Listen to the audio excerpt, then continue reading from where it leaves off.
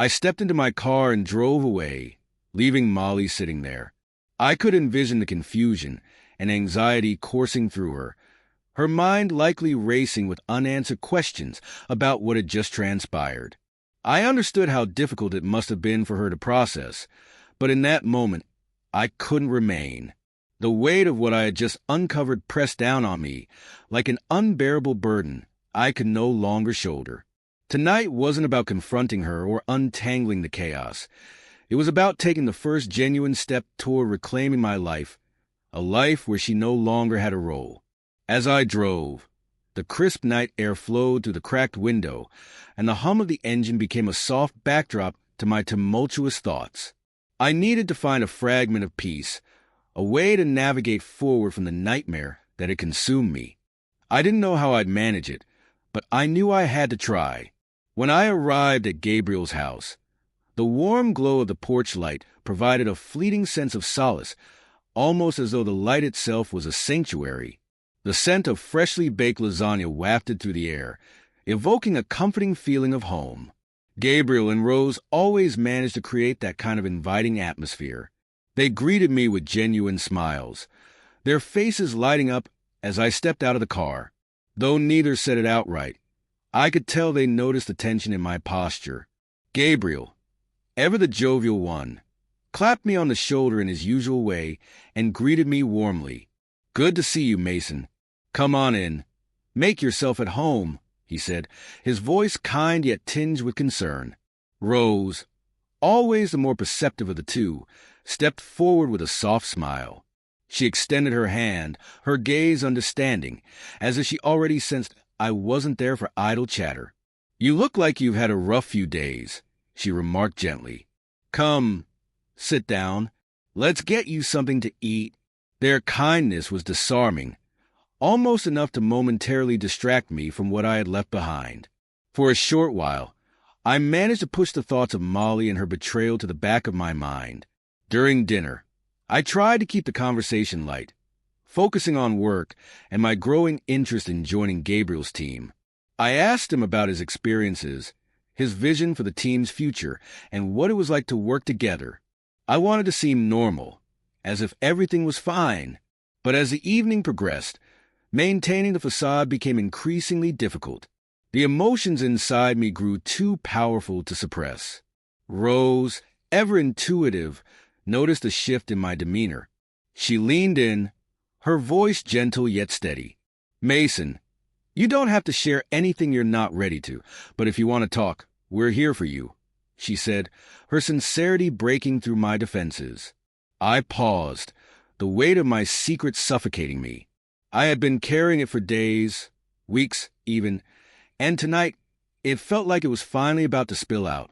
Letting out a heavy sigh, I set my fork down, the clink of metal on the plate piercing the comfortable silence.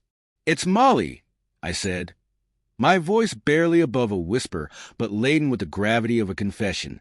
"She's been unfaithful, more than once, with multiple people." Gabriel froze mid-bite, his eyes widening in disbelief. His fork hovered in midair as his expression shifted to one of concern and shock. "Mason, I'm so sorry," he said quietly, his voice heavy with empathy. Rose reached across the table, placing a comforting hand on mine. Her touch was warm, grounding me in the moment. "I can't imagine how painful this must be for you," she said softly, her voice full of understanding. I swallowed hard, struggling to keep my composure. "It's worse than that," I continued, my voice trembling under the weight of the truth. "I have proof. But knowing it, seeing it, it's unbearable. It's with Brad, my boss, and a few of his friends, even his son." Gabriel's face darkened at the mention of Brad's name. "Brad? I can't believe he'd stoop so low," he muttered, his voice tinged with anger. Rose leaned in further, her gaze soft yet focused. "Do you have anyone else you can talk to, Mason? A support system outside of us?" she asked gently. I shook my head, the isolation sinking deeper into my chest. "Not really," I admitted. "That's part of why I came here tonight. I needed to tell someone who might understand." Gabriel's voice took on a resolute tone. You have a place on my team, Mason. We'll get everything set up as soon as you're ready," he said, offering a lifeline I hadn't realized I needed. Rose nodded, her expression sincere. "And if you need someone to talk to, whether professionally or just to listen, I can help connect you. We're here for you," she added.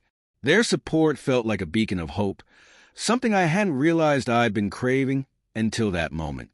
For the first time in a long while, I didn't feel entirely alone. As the evening wore on, we discussed the logistics of my job transition and how to handle the fallout from my marriage.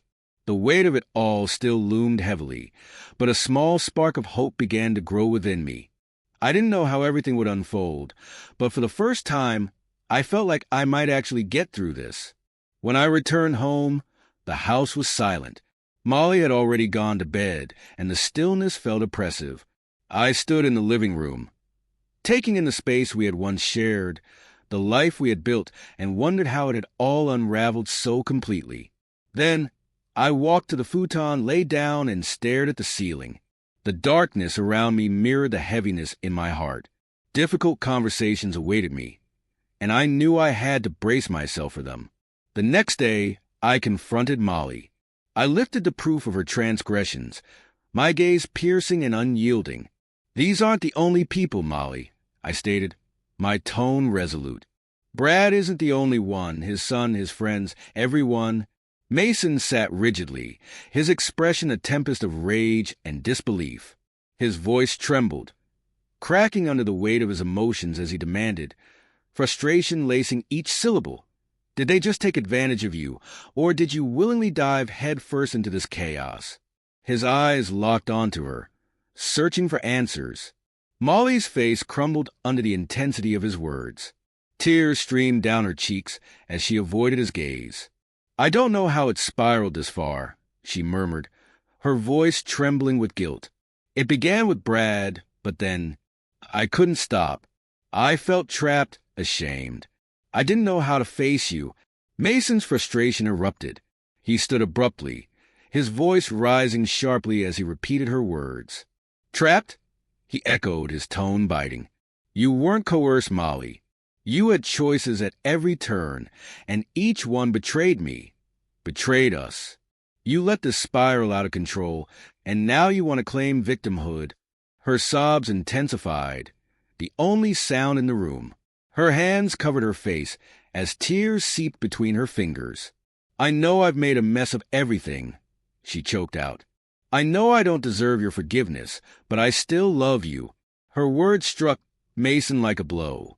His fury reignited, and his palms slammed against the table, the sharp sound cutting through her weeping. "Don't you dare say you love me," he hissed, his voice low but seething with barely restrained anger. "You don't destroy someone you love. You don't humiliate them, ruin their trust, and shatter their life. Love? You discarded that the moment you chose Brad over me." Molly fell silent, her tears streaming endlessly as she slumped further into her chair. The room was thick with tension, her sobs the only noise until Mason finally broke the silence. His voice was quieter now, but every word was edged with finality. "This is over, Molly. There's no mending this.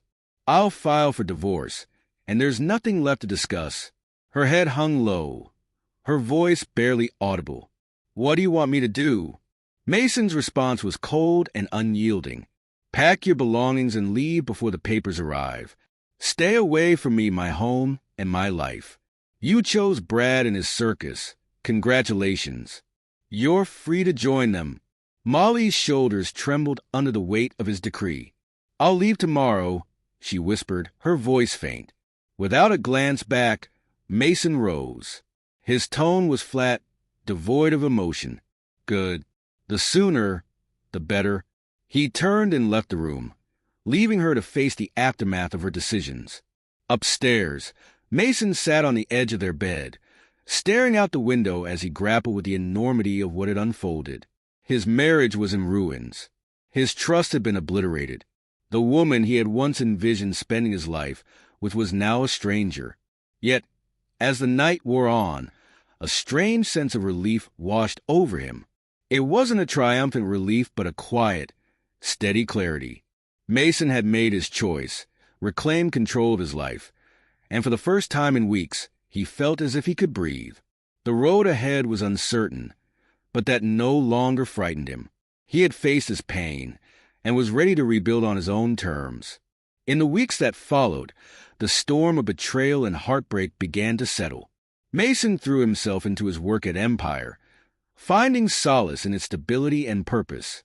Gabriel, a trusted mentor, offered sage advice as Mason adapted to his new role in the company. Rose, his counselor, helped him rediscover parts of himself he thought he'd lost forever. He embraced fitness, delving into martial arts and reconnecting with old hobbies. Slowly but surely, Mason was piecing himself back together. One evening, Tracy, a co-worker, invited him to happy hour. Initially hesitant, Mason considered retreating into the past, but he knew that wasn't the way forward. He agreed, stepping into a new chapter. At the bar, he found himself laughing with Tracy and the team. It felt natural, simple joy without tension or deceit. Tracy's warmth and kindness drew him in. She didn't pry into his past, though Mason knew she was aware of it. She treated him as himself, not as the man defined by betrayal. Their connection grew over time. Casual coffee breaks and team lunches evolved into something deeper. One evening, Tracy approached his desk after work. "Dinner?" she asked, her smile warm and genuine. For the first time in ages, Mason felt a spark of something new. "Yeah," he replied, smiling. As they walked out together, Mason realized something profound. He wasn't looking for a replacement for Molly, nor was he trying to fill the void left by his failed marriage. Tracy represented hope, a fresh start.